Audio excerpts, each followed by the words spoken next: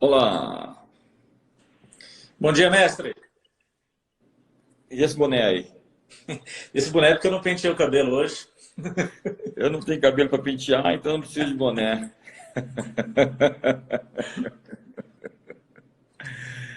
E aí, como é que estamos? Mestre, estamos levando. Eu acho que a gente tem momentos oportunos agora de criar algo que ainda não existe, impactar as pessoas de um jeito que elas não foram impactadas. Esses dias mesmo eu assisti uma live sua junto com o pastor Gerson e foi um negócio assim, para mim, foi, eu falei com ele hoje até, foi poderosíssimo. Então, é um momento que a gente está tendo de impactar muito mais pessoas. Por exemplo, agora tem 502 pessoas, daqui a pouco tem 1.000, tem mais, todos os dias. Então, a gente É está verdade. vendo essa tragédia e transformando ela em um propósito. Simples assim. Que show, Márcio. Nós estamos realmente empolgados. Eu entendo que a gente está vivendo um momento de muitos desafios. Não é fácil esse momento para ninguém.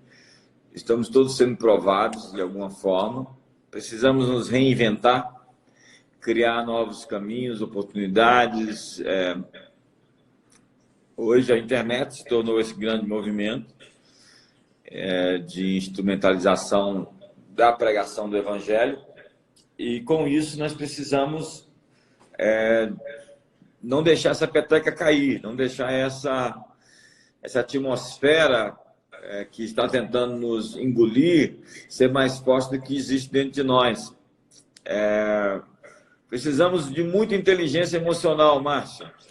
Fala um pouquinho Demais, para bispo. nós. Demais. Até porque alguns princípios da neurociência dizem o seguinte, que a partir de experiências que nós vivemos e observações que fazemos, o nosso cérebro produz informações que serão alimentadas lá na nossa mente e que no futuro, breve, serão utilizadas pelo nosso cérebro para dar significado para aquilo que a gente está vivendo. Eu já vi o senhor ministrando sobre isso, eu aprendi isso com o senhor. A Lisa Feldman, uma neurocientista americana, ela diz o seguinte, que quando nós estamos diante de um desafio, o nosso cérebro vai ao passado buscar histórias semelhantes para dar significado para aquele desafio que a gente está enfrentando. Só que hoje nós estamos vivendo um momento, e esse momento, que são as nossas experiências e observações, esse momento produz informações. Se a gente aceitar todo tipo de informação, o nosso cérebro no futuro vai pegar a informação que hoje nós aceitamos para dar significado para um conflito que a gente vai ter no futuro. Então, é um momento das pessoas terem cuidado com o tipo de informação que elas acessam. Se a gente ligar a televisão e ficar assistindo, a gente vai ficar contando mortos, contando o número de feridos, número de contaminados. E aí eu vou ficar contando mortos, mortos, mortos, mortos. E eu costumo dizer o seguinte: se você já sabe o que você tem que fazer com relação ao vírus, se você já sabe como é que você se protege, protege os seus pais, protege os idosos que você ama, as pessoas que você cuida, você não tem mais nada para ficar procurando, a não ser ficar contando mortos. E isso vai ser utilizado pelo cérebro Vamos lá, internet. na área familiar. Vamos Então, lá, é hora internet. de assistir lives como essa. Ouvir o senhor, ouvir as pessoas que o senhor está convidando aqui. E para quem está chegando aqui e me segue, não segue o JB Carvalho, JB Carvalho é meu bispo, é o meu mentor. Eu ando com ele já tem 13 anos. E eu posso dizer, um ano com ele, as orientações que eu recebo dele, eu avanço 10. Um ano de orientação, eu avanço 10. Ouvir as coisas certas das pessoas certas faz você avançar mais do que as pessoas comuns, mais do que as pessoas no dia a dia. Que lindo, Márcio. Obrigado. Você está falando sobre contar histórias para si mesmo, né? Nós contamos muitas histórias a partir desses fragmentos que ficam ali perdidos na nossa memória.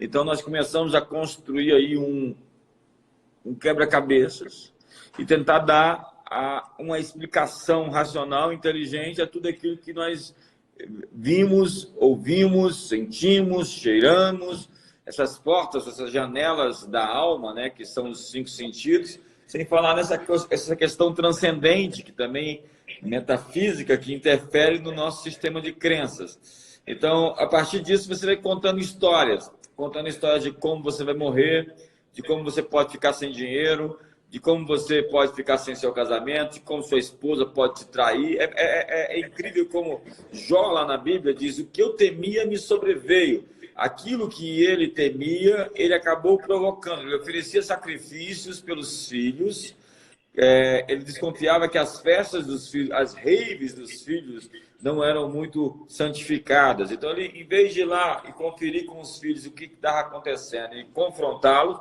ele ficava oferecendo sacrifícios para os seus filhos, achando que aquilo ali ia resolver.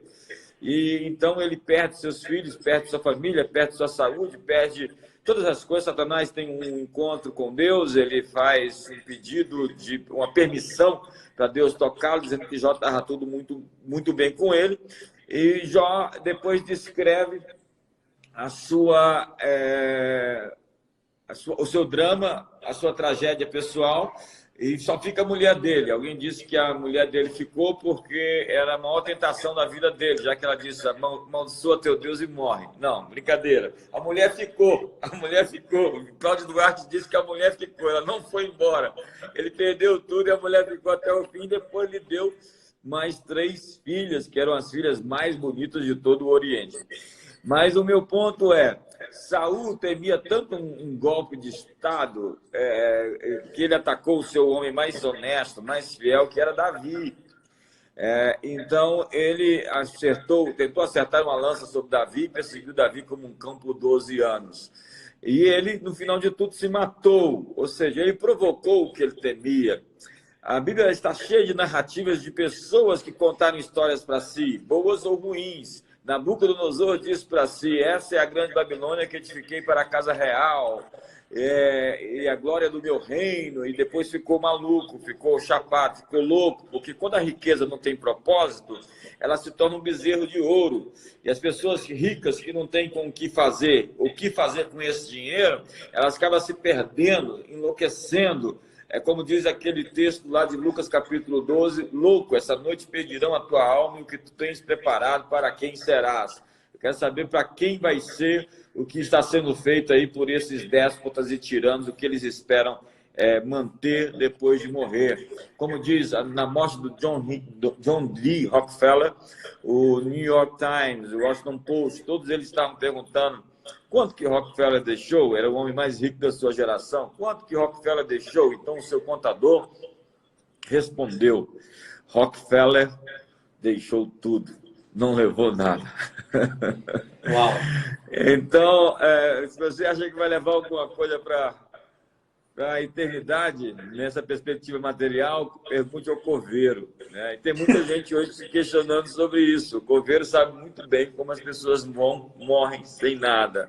Então, as pessoas estão contando histórias para si. Esse é um ponto que eu vou deixa para você, que você trabalha muito sobre ressignificar a história das pessoas. Mas tem outros textos bíblicos. Lúcifer disse para si, ele conversou consigo, subirei acima das estrelas dos céus, lá estabelecerei o meu trono, serei semelhante ao Altíssimo.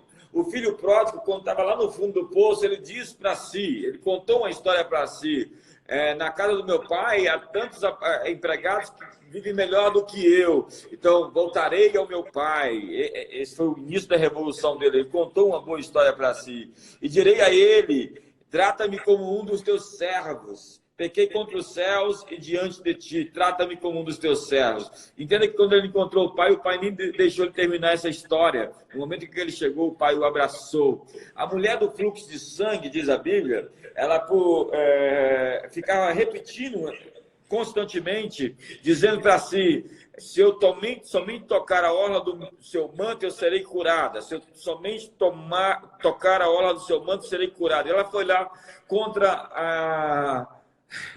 Isso é difícil de dizer hoje, né? Contra todo o código sanitário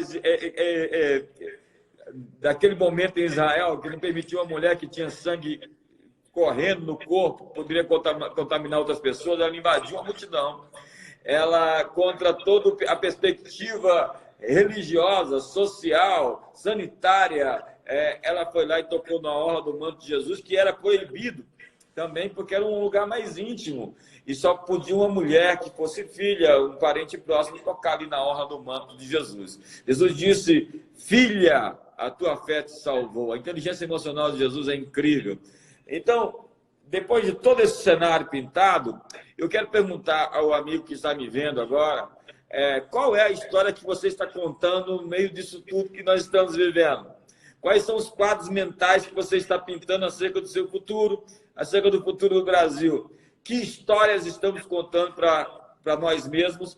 E depois eu volto falando um pouquinho sobre Davi, mas eu quero perguntar para você, Márcio, como nós podemos fazer para ressignificar, para dar uma esperança e um futuro para todas essas imaginações, imagens que se tornam imaginações e compõem um quadro, uma pintura que nós fazemos sobre nós, sobre o nosso futuro, sobre nossa família e sobre tudo que nos diz respeito. E, Bispo, tudo isso que o senhor falou revela o quanto que a Bíblia é um manual fantástico sobre comportamento humano, funcionamento da mente, regra de melhor convivência do ser humano no planeta. O nosso cérebro acredita na história que a gente conta para ele. O cérebro é extremamente poderoso, altamente sugestionável. Exemplo disso é, o que é um trauma? O trauma foi uma experiência vivida por alguém em um ambiente onde ele não se sentiu seguro e aquela experiência alimentou a mente dele com uma informação carregada de forte impacto emocional, de medo, que provocou uma mudança imediata. Aquela pessoa que dirigia, talvez sofreu um acidente, naquele momento, forte impacto emocional, experiência de medo, não se sentiu protegido e seguro, decidiu daquele dia em diante talvez nunca mais dirigir. Acontece a mesma coisa quando o trauma é com relação à água. Ele frequentava ambientes de água, piscina, mares e coisas do tipo. Um dia ele sofreu uma experiência carregada de forte impacto emocional, que ele não se sentiu seguro. O cérebro dele acreditou que aquilo poderia acontecer novamente para protegê-lo de uma nova experiência. Ele agora tem medo da água, ele tem pânico, ele tem um trauma e ele não consegue acessar a água. Mas preste atenção, olha só como é que é interessante. Se antes ele entrava na água e era seguro, e a partir de uma única experiência ele passou a ter medo, significa que o cérebro acredita na história que a gente conta. Então nós temos que contar a história certa. E é interessante que talvez a história certa não é a mais popular, não é a mais agradável de se ouvir, mas é aquela que a gente tem que alimentar o cérebro. E interessante que o cérebro não consegue discernir entre realidade e fantasia. A polícia investigativa americana, na década de 90, eles usavam um procedimento para poder descobrir quem era o agressor de uma violência doméstica, de uma violência sexual, de uma agressão cuja vítima sobreviveu, mas ela não lembrava quem tinha agredido. Eles usavam um processo de regressão. Eles acessavam, por meio da regressão, uma informação que estava no inconsciente. Quando essa informação vinha à tona, a pessoa agredida, a vítima dizia: foi meu pai, foi o vizinho, foi meu amigo. E a polícia registrava isso nos autos do processo e muitas vezes acabava prendendo essa pessoa. Descobriram anos depois que essa memória, essa lembrança, ela nem sempre ela é verdadeira. Ela pode ser uma fantasia. Sinal, e nós temos artigos científicos que comprovam isso, sinal de que o nosso cérebro, a nossa mente, não é capaz de discernir entre verdade e mentira. Então, quem tem que fazer a seleção da informação que vai alimentar a nossa mente não é o nosso cérebro, é a gente. É a gente que tem que olhar para aquilo e falar: vem cá, o quanto que isso contribui para o meu futuro? O quanto que isso é congruente com a vida que eu quero viver? O quanto que isso está me fazendo sentir bem? Por isso que a Bíblia diz, sobre tudo que você possa guardar, guarda o teu coração. Quando a Bíblia disse isso, ela quis dizer: guarda a fonte dos seus pensamentos, emoções e sentimentos. A Bíblia é fantástica. Que lindo, que fantástico. E Davi está todo o tempo conversando consigo, né? Se você for verificar lá o Salmo 84, ele diz assim: volta ao teu sossego, ó minha alma. Volta ao teu sossego. Ele conversa consigo. Ele fala para si: aquietai-vos e sabei que eu sou Deus. O Salmo 121 é uma declaração, né, sobre isso. O Salmo 103, ele diz: bendize, ó minha alma, ao Senhor, e tudo que há em mim, bendiga o Senhor. Ele está dando ordens para si. Por que te abates, Salmo 42, ó minha alma? Por que te perturbas dentre mim? Espera em Deus, porque ainda o louvarei, meu auxílio e Deus meu. O tempo todo Davi está falando para si, como diz Josué capítulo 1, verso 8: não cesse de falar do livro dessa lei, antes medita nele dia e noite para fazeres prosperar o teu caminho. Não cesse de falar. Dizer é afirmar. Afirmar é tornar firme, é materializar, é molecularizar, é substanciar. Então, o tempo inteiro você está conversando consigo. A pessoa com quem você mais conversa é consigo. Você deita à noite e fica lá conversando consigo. E aí você dorme. E aí você vai continuar conversando com você. E o aspecto do sonho é incrível, porque aquilo que está lá guardado na memória, como o Márcio acabou de falar, vai te visitar. As experiências traumáticas vão te encontrar. As histórias não terminadas, as histórias não resolvidas vão buscar ser concluídas. Então, por vezes você está tendo sonhos com histórias que você está tentando ter um desfecho sobre elas, uma conclusão. E o sonho revela muito disso, aquilo que ainda está mal resolvido na sua vida. Às vezes você sonha com alguém ou com algo que são histórias que ainda não estão completadas e que precisam de uma definição, de uma resolução no mundo real da vida. Então, sonhos apontam para situações que nós precisamos resolver. O seu sonho fala muito mais sobre você do que sobre os outros. Está falando sobre o seu mundo interior. Então, quando você dorme, os seus fantasmas, as suas assombrações submersas acordam e vêm aparecer, seus medos se manifestam, suas fobias e situações também mal resolvidas. Perfeito, Bispo. Tem um livro chamado Ciclo da Autossabotagem. Ele diz que sonhos repetitivos revelam situações do passado que ainda não foram resolvidas por você. O quanto que isso é poderoso, né? Agora, só para a gente continuar falando da informação, eu tenho assim, eu falo isso nos meus treinamentos, tem muita gente que não gosta, mas é aquela questão de, eu falo, se você acha que é importante, você que está assistindo, pega, guarda para você. Quem decide se essa semente vai prosperar na sua mente é você, não sou eu, você que decide. Só que o medo ele não existe, ele é fruto da sua imaginação. Muitas pessoas ao longo da vida confundiram o conceito de medo com prudência. Alguém um dia decidiu falar que o medo protege. Não, o que protege é a prudência. Então, etimologicamente, são coisas diferentes. Medo paralisa. Imagine uma criança com 10 meses de idade engatinhando e tem um precipício, tem um degrau, tem um cachorro violento na frente. Ela não tem noção nenhuma daquilo que vai acontecer. Ela vai diante do cachorro porque ela não tem a experiência. A neurociência diz que o nosso cérebro não consegue processar aquilo que a gente não conhece. No ano passado, no final do ano, eu estive nos Estados Unidos e passei pela cidade de Las Vegas e fui assistir o Circo de Solé. Durante o Circo de Solé, a gente está assistindo e o meu assento começa a tremer, começa a balançar. Na mesma hora eu falei assim, o Davi, meu filho, está chutando o assento, ele está brincando. Olhei, não era o Davi. Pensei, deve ser 3D. Alguma coisa nesse teatro tem movimento na cadeira que coincide com o que está acontecendo no palco. Só que como mexia a cadeira, não era coerente com o que estava acontecendo no palco. Eu olhei para o teto e um lustre do teto estava balançando. Eu pensei, alguém vai descer. Então agora é uma parte da peça que alguém vai descer do teto. Por isso que está tremendo. Eu pensei que fosse o Davi chutando a cadeira, eu pensei que fosse 3D, eu pensei que fosse alguém que estava descendo do teto.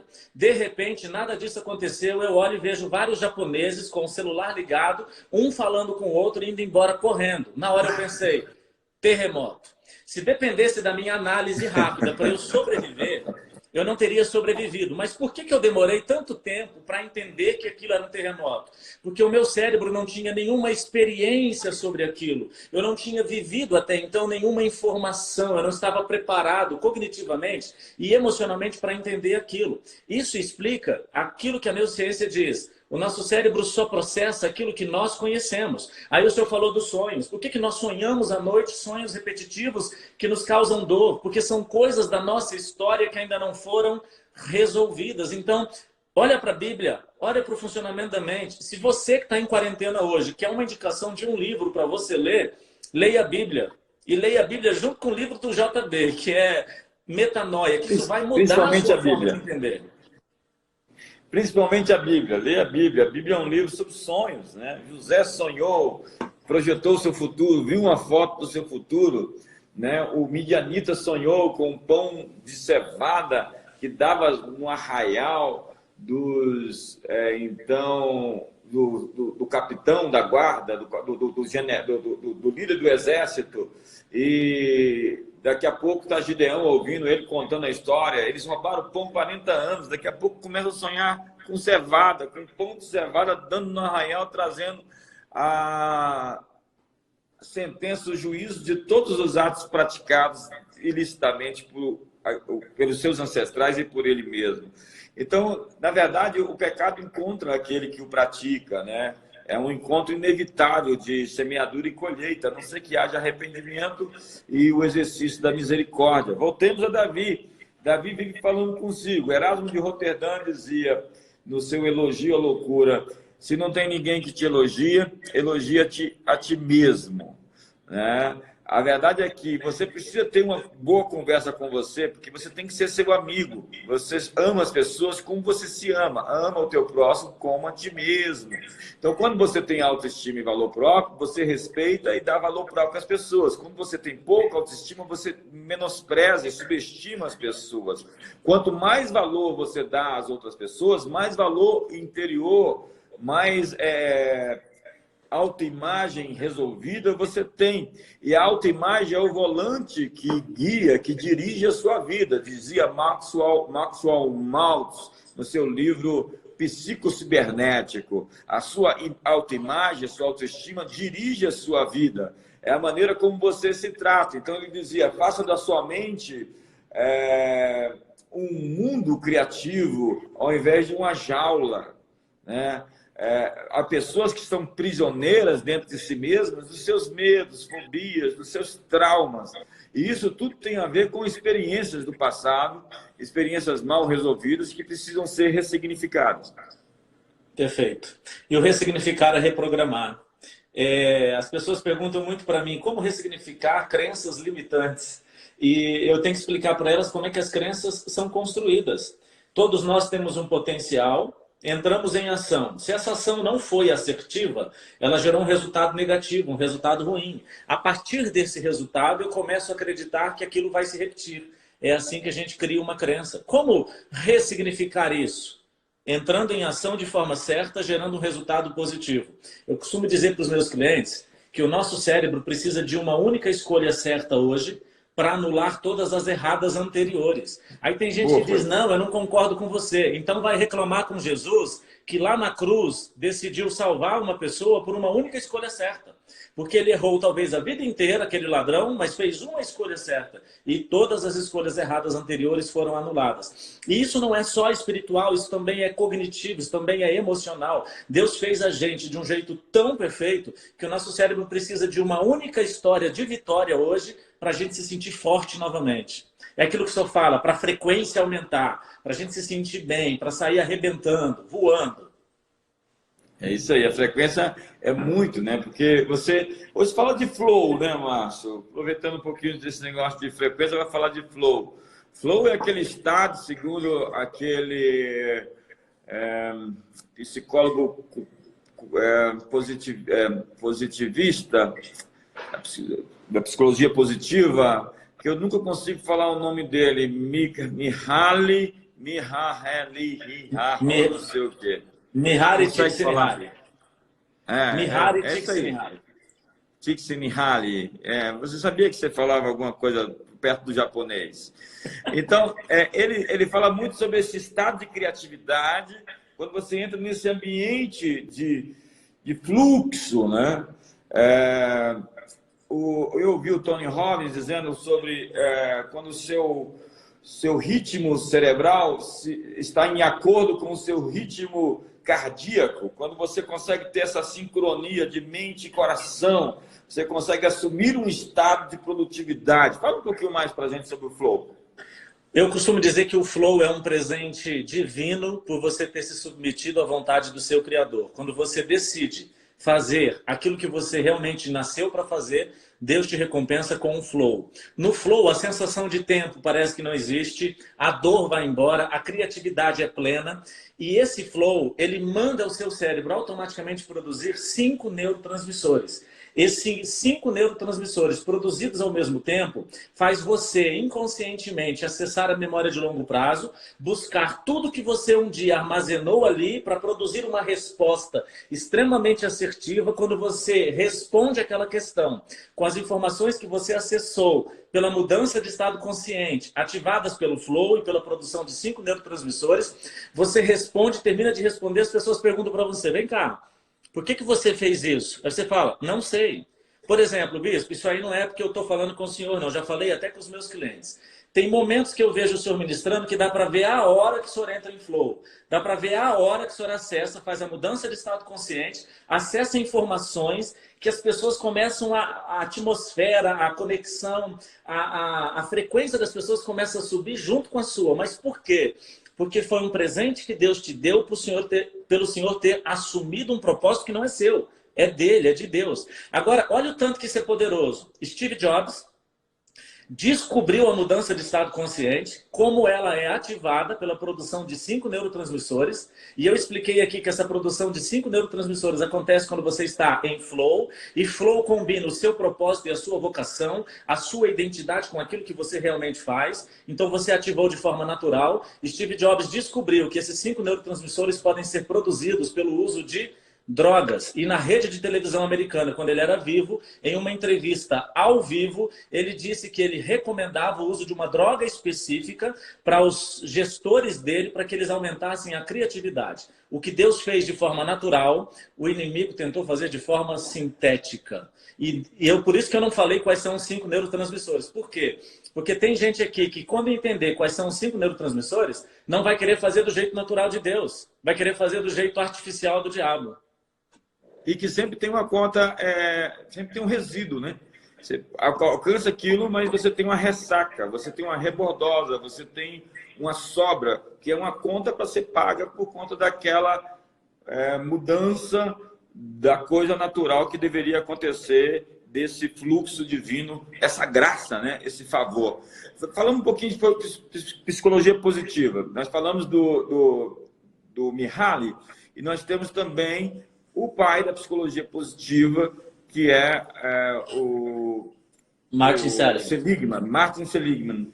E ele vai falar sobre a epifania que ele teve quando ele encontrou sua filha jogando as folhas que ele catava para o ar, e ele gritou com ela. Quando ele grita com ela, ela tem 5 anos e dá uma bronca no pai. Diz: papai, eu, quando tinha 3 anos, era resmungona como o senhor.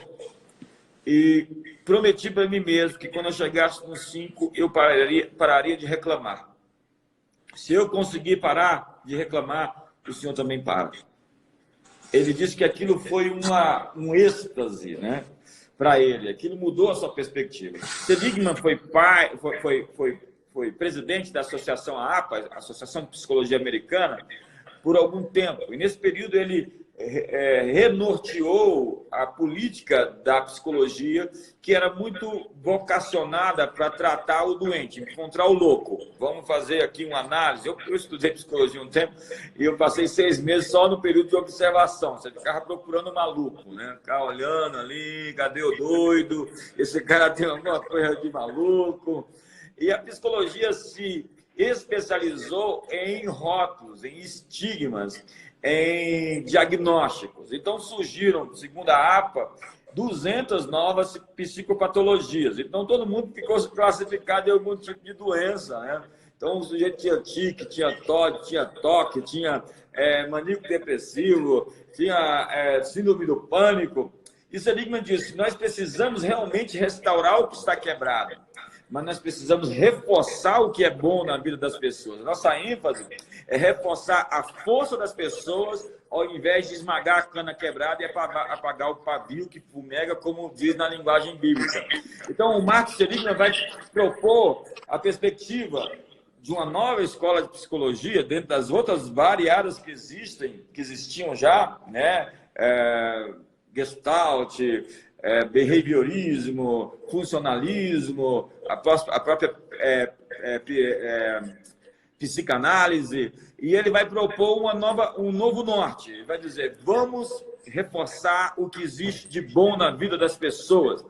Alguns acreditam que a partir desse movimento surge toda essa cultura de coach e de movimentos de restauração que são muito apropriados, a propósito, para esse tempo onde as pessoas realmente precisam de reforço. E é isso que Jesus faz, não é isso, Márcio? Jesus olha para o Zaqueu e ele reforça o que há de bom no sujeito, a não ser com os religiosos, que eram aqueles mais difíceis de serem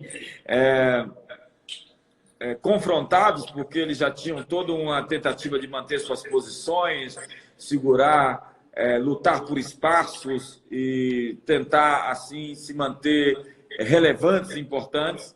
eles não entenderam que existia um novo movimento. Essa é uma crítica também que a gente faz a todo esse movimento de psicologia, que foi muito bom, é muito bom em determinados aspectos, mas que, por vezes, está especializado em dar diagnósticos, mostrar o que está de errado na vida das pessoas, quando nós precisamos realmente dar uma solução, oferecer portas abertas, chaves que possam destrancar a vida das pessoas.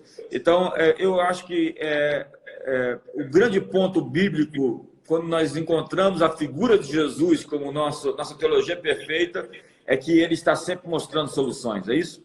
Perfeito, ele está mudando o estímulo, né? Ele está tentando mostrar para as pessoas, tanto é que ele chega para as pessoas e ele diz, o que você quer que eu te faça? Então ele quer que você saiba onde você quer chegar e não de onde você quer sair. E as pessoas às vezes não sabem o que elas querem, elas sabem o que elas não querem. E esse estímulo positivo que vem da psicologia positiva traz uma mudança fenomenal na história da psicologia. A psicologia é a fonte do coaching, é a fonte de muitos estudos sobre comportamento humano. Tem um sujeito chamado indiano, radicado nos Estados Unidos, chamado Deepak Chopra. Olha o quanto que no livro dele, A Cura Quântica, ele conta um exemplo. Gente, não é que eu olho para o Deepak Chopra e concordo com tudo que ele fala, mas eu sou capaz de extrair dele aquilo que tem de bom, claro, desde que eu consiga validar isso na Bíblia. É tão interessante, bispo, que hoje eu faço o seguinte. Alguém me apresenta um contexto científico sobre o funcionamento da mente. Se eu não encontrar um fundamento na Bíblia que diz para mim que aquele conceito científico é verdadeiro, eu fico com a Bíblia e desprezo esse conceito científico. É isso que eu faço hoje. Deepak Chopra, ele fala no livro dele, A Cura Quântica, um exemplo em um estudo que foi feito nos Estados Unidos. Uma equipe médica fez um exame em um paciente, descobriu que ele tinha um tumor, isso é hipotético, tá? E agora eles vão fazer um procedimento cirúrgico. Fazem uma anestesia geral nesse paciente e quando eles abrem o paciente, eles percebem que o tumor é bem maior do que era no exame, de que a chance dele sobreviver é muito pequena e eles começam a comentar entre a equipe durante a cirurgia, lembrando que o paciente está com anestesia geral. Perceberam que pessoas que participaram de procedimentos cirúrgicos, onde a equipe médica fez durante a cirurgia comentários negativos sobre a recuperação do paciente, por uma descoberta de momento, mesmo que seja real, mesmo que seja verdadeira, esse paciente não conseguiu se recuperar como aqueles que não ouviram esse tipo de estímulo.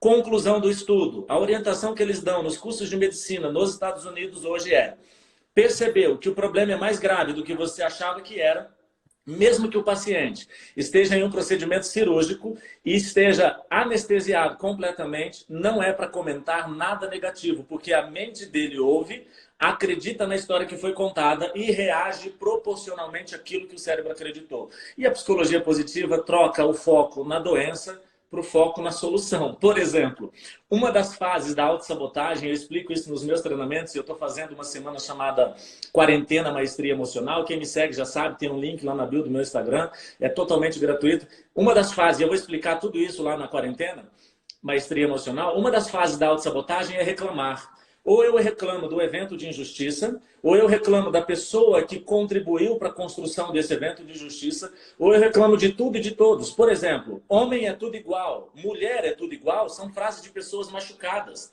Acredite, homem não é tudo igual, mas talvez os que você colocou na sua vida foram todos iguais. Mas por que eu fiz isso? Eu explico isso na quarentena. Agora, o reclamar machuca ainda mais. E a psicologia positiva vem para quê? Muda o foco.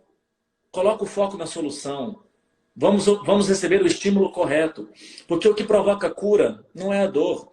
Eu quero trazer à lembrança aquilo que me dá esperança. E o que a neurociência diz sobre lembrança? Lembrança é uma reconstrução do passado. E a neurociência ainda diz mais. Quando eu reconstruo por meio de uma lembrança, eu estou reconstruindo metabolicamente e emocionalmente o evento quando ele aconteceu. Haverá uma secreção hormonal no seu cérebro que vai reproduzir os mesmos neurotransmissores que foram produzidos quando você sentiu aquela dor. Porque você lembra de algo que ainda não foi ressignificado. Você ainda está lembrando da dor. Então, a psicologia positiva, ela veio realmente para sarar, e para mim a figura de Jesus é a figura perfeita para representar tudo isso.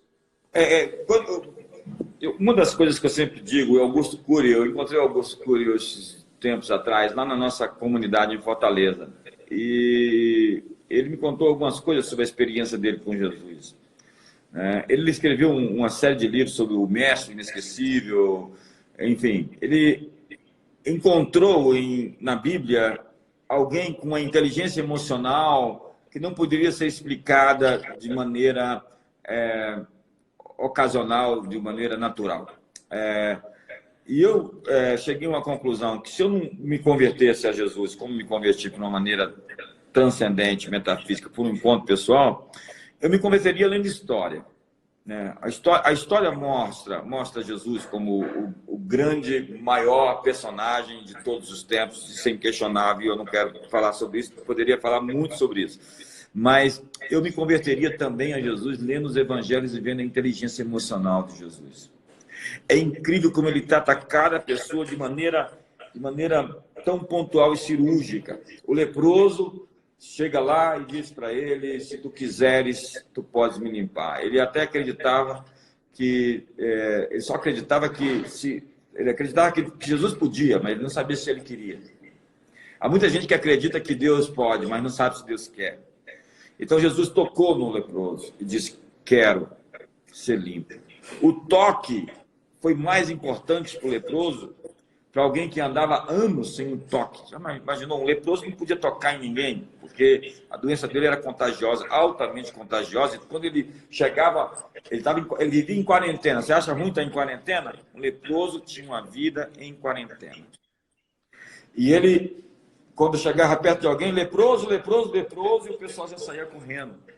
Jesus tocou aquele homem, porque ele não estava curando só o físico daquele homem. Ele estava curando o emocional dele.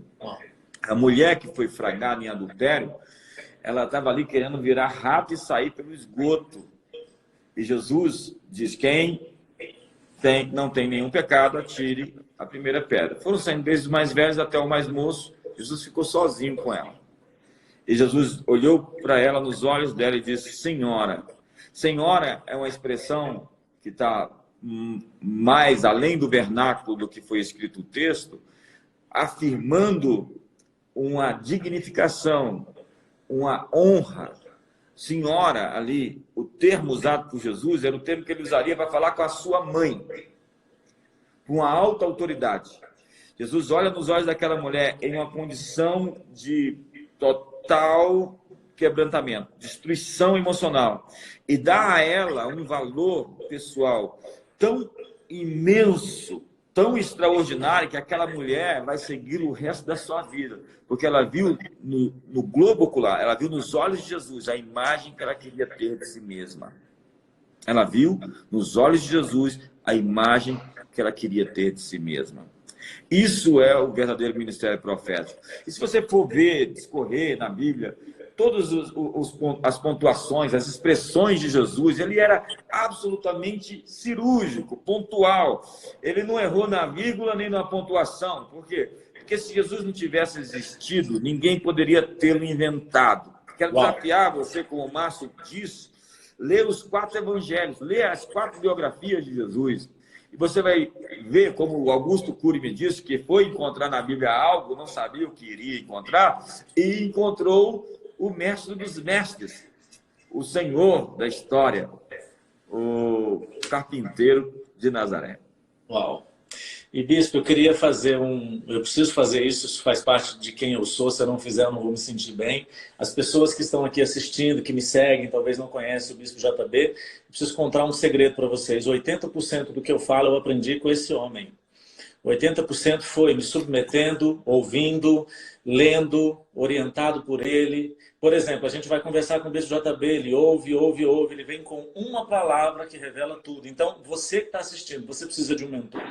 E se você acha que eu tenho alguma verdade para te dar, a verdade que eu quero te dar é: siga JB Carvalho, tenha ele como mentor, acredite no que ele está falando, porque você tem, nessa quarentena, um grande momento de se reconstruir, de mostrar para o mundo quem você realmente é. Por exemplo, é nesse momento que a gente está com a esposa, com o marido, com os filhos e talvez pessoas que nós ferimos e fomos feridos. E agora não é o momento de ferir, agora é o momento de olhar para tudo isso e provocar o quê? A cura, para quando a quarentena terminar, você ter a vida que você merece, ao lado da mulher da sua mocidade, do seu marido, dos seus filhos, porque eles precisam de você pleno. Porque assim como um pássaro nasceu para voar, seus filhos, sua esposa, você, nasceram para amar e ser amados. E se você não amar do jeito que eles precisam hoje, no futuro, eles vão reivindicar esse amor em outras pessoas. Eles serão eternos carentes. Eu costumo dizer, bispo, que é igual o Coringa, do filme O Coringa, porque a gente olha para o Coringa e vê os excessos, o bandido, o mentiroso, o assassino, o corrupto. Mas o que é Coringa? O Coringa é fruto do amor que ele não recebeu das pessoas que tinham que amá-lo. Coringa é fruto do amor que não recebeu de uma mãe que ele não teve, de um pai que ele nunca conheceu, e de toda a expectativa que ele coloca de ser amado por um apresentador de televisão que usa a imagem dele para zombar dele. Então isso não justifica os crimes, não justifica o erro que ele cometeu, mas explica por que ele fez isso. Então esse é o momento da gente construir a nossa base em amor, emocionalmente sarados, dentro da nossa família, no relacionamento com os filhos, com o cônjuge, para quando a quarentena passar, a gente exalar, a gente transferir, a gente amar pessoas de maneira incondicional para dar a elas a chance delas construírem a sua melhor história. Que lindo, Márcio. Obrigado. Obrigado por participar aqui desse momento comigo. A gente podia fazer isso mais vezes, fazer sempre. E espero que essa crise passe rápido, né? A minha expectativa é realmente que isso realmente tenha um tempo encurtado, a fim de que a gente possa voltar à normalidade e viver a vida que Deus nos chamou para viver. Mas enquanto isso, como disse o Márcio, aproveite, né? Troque o controle remoto da televisão por um livro, né? O Márcio citou aqui a Lisa Feldman, ela fala sobre emoções são construídas, emoções são produzidas, são fabricadas, elas não são inatas, né? Alguma coisa você sempre nasce com... Na psicologia do desenvolvimento se discutia o que era natural, o que era adquirido. O que você traz e o que você produz, o que você constrói durante a vida. Então, como dizia John Locke, a mente é uma página em branco preenchida pelas experiências extrasensoriais.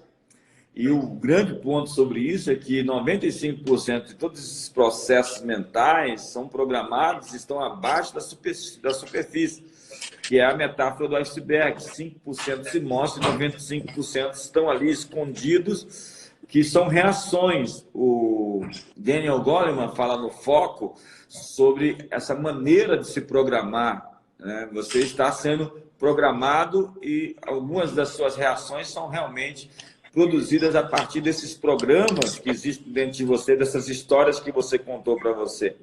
Ele até tem uma forma que ele faz isso, Márcio. Primeiro você sabe e você não sabe. Como é isso? Oi, Bispo, está falhando muito. Está falhando muito para mim aqui. Eu não consegui ouvi-lo aqui no finalzinho, viu? Ah, sim. Eu estava falando do Daniel Goleman, o seu livro Foco, como ele fala sobre a maneira de se programar. Primeiro você sabe que você não sabe que não sabe, depois você não sabe, mas você sabe que não... Agora você sabe que você não sabe, depois você sabe e você sabe que sabe. E depois você não sabe como você sabe. Você conseguiu ouvir, não? Então você entra no automático. Você entra no automático, onde você começa a fazer coisas sabendo das coisas, estão dentro de você, estão interiorizadas, mas você não precisa pensar nelas, elas não passam pela esfera da mente, porque já estão programadas no coração.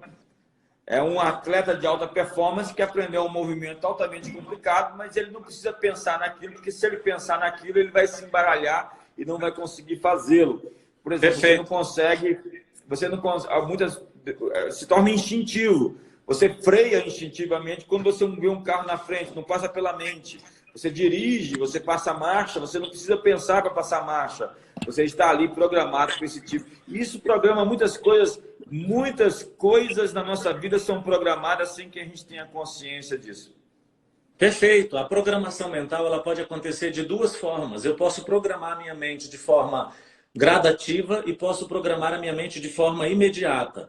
A programação de forma gradativa tem 4 passos e acontece gradativamente e provoca uma mudança também gradativa. É muito comum a gente reprogramar a mente dos nossos filhos de forma gradativa.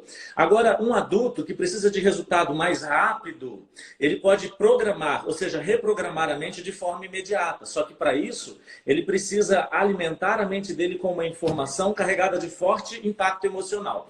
Sobre as crianças, eu tenho uma dica muito legal para dar para os pais e que eu expliquei recentemente em um vídeo que eu disponibilizei aqui no Instagram, no IGTV, que é o seguinte: ao invés de chegar para o seu filho, quando for colocá-lo para dormir e perguntar para ele, ou falar para ele, filho, você me ama? Eu te amo? Não faça isso. Diga assim, filho, você se sente amado pelo papai? Você se sente amado pela mamãe? E ele vai te responder sim ou não. E quando ele responder sim, você diz para ele, filho, o que aconteceu hoje que o papai fez que você se sentiu amado?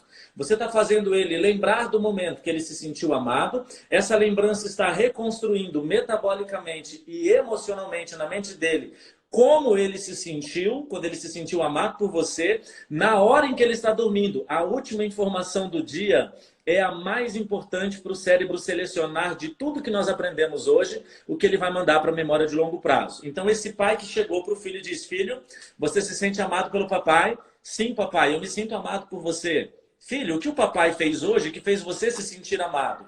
Aí o filho fala assim, você me abraçou. Aí agora o que você diz? Você diz como você se sente fazendo aquilo. Seu filho foi dormir com a informação de que, além de um pai, ele me ama, eu estou protegido. Em que momento que nós fizemos isso? Antes do nosso filho dormir. Em que momento Deus falava com Adão e Eva? Na viração do dia. Eu costumo dizer que Adão e Eva moravam aonde? Na zona rural ou zona urbana? Zona rural. E na zona rural, no Éden, as pessoas dormem que horas? Quando o sol se põe. Deus falava com Adão e Eva na viração do dia. Viração do dia era o momento do dia onde naquela região, onde supostamente é o Éden, tinha uma corrente de ar. Isso acontece no final do dia. A última informação que ia para a mente de Adão e Eva era a informação de que eles tinham um pai que estava ali para protegê-los, guiá-los, orientá-los e amá-los. E o nosso cérebro, enquanto a gente dorme, vai processar informações a partir, essencialmente, da última. Eu costumo dizer que se a gente quer programar a mente dos nossos filhos para eles serem pessoas independentes emocionalmente e não dependentes e fazerem escolhas a partir de tudo que nós vamos ensinar, a gente tem que fazer eles sentirem o nosso amor. Agora tem uma coisa importante. E se o seu filho falar, não, eu não me sinto amado por você? Aí eu tenho uma dica. Uma dica para fazer você recuperar isso. Mas aí você vai ter que participar da Quarentena Maestria Emocional, clicando lá no meu link da biografia do meu Instagram, que eu dou continuidade nisso lá. Show, Márcio, show. Eu costumo ouvir o Bill Johnson falando sobre essa questão de ter uma experiência com a presença de Deus, a consciência da presença de Deus. Então, hoje, quando você for dormir, faça isso que o Márcio falou.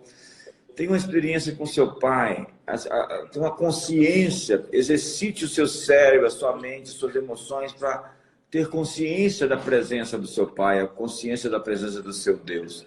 Quando você assim faz, você se sente seguro, protegido, guardado, sustentado, provido, abençoado. Há muitas pessoas com a consciência do mal, com a consciência das trevas, com a consciência do vírus, com a consciência do ataque, da ameaça. Antes de dormir hoje, exercite a sua consciência de que o Pai, o Pai Celestial, Ele cuida dos seus filhos. É a sua viração do dia. Deus vai tomar conta de todos nós. Mas exercite essa ideia, essa possibilidade de que, não só uma possibilidade, mas uma realidade, de que Deus, Ele se mostrará forte para com aqueles cujo coração é totalmente dele.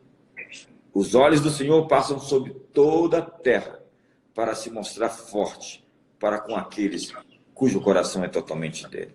Vamos orar, Márcio. Pai, muito obrigado pela vida do Márcio. Obrigado, Senhor, por esse bate-papo. E eu quero pedir hoje, Senhor, nos dá, durante esse dia, consciência da Tua presença, consciência do Teu favor, consciência da Tua misericórdia, consciência do Teu perdão, consciência da Tua justificação, consciência do sacrifício vicário, substitutivo em que Cristo Jesus levou a pena dos nossos pecados e foi julgado no nosso lugar. Há tantas pessoas falando sobre juízo agora, mas o Senhor recebeu o nosso juízo, a nossa sentença, o nosso julgamento para nos inocentar. E hoje nós vamos ao tribunal da corte do Calvário. Nós vamos para debaixo daquela cruz para dizer que o teu sangue tem poder para nos remir, nos purificar, nos proteger. Nossas casas, nossas famílias, nossa cidade, nosso país. Oramos especialmente pelo presidente Bolsonaro e sua família, pelos seus ministros, que eles tenham as melhores, Senhor, perspectivas, expertise, sabedoria para lidar com essa crise. Abençoa, Senhor, ele com ideias. Abençoa ele com sabedoria nesse momento. Abençoa o nosso país. Abençoa cada governador de estado. Abençoa, Senhor, cada legislador. Nesse tempo de crise, Senhor, entra, Senhor, no sonho daqueles que lideram e têm poder de decisões importantes que vão afetar todos nós. E, por fim, Senhor, dá fim a esse vírus. Que ele se seque, que ele morra, que ele seja, Senhor, expulso desse planeta. Nós pedimos assim, em nome de Jesus. Amém. Márcio. Amém. Te amo, mestre. Honra a sua vida, viu? Te amo até depois do fim, até a eternidade. Obrigado, Márcio. Obrigado pela parceria. Estamos juntos. Vamos para cima. Deus conosco. Ótima tarde. Obrigado a todos vocês.